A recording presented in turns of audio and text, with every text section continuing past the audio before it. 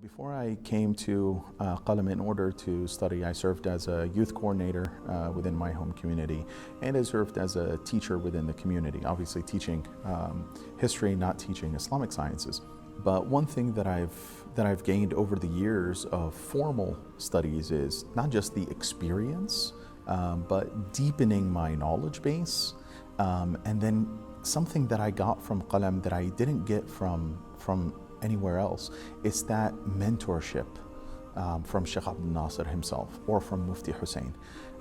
You get that direct interaction with someone who has like over a decade of experience and is at the top of their knowledge game, right?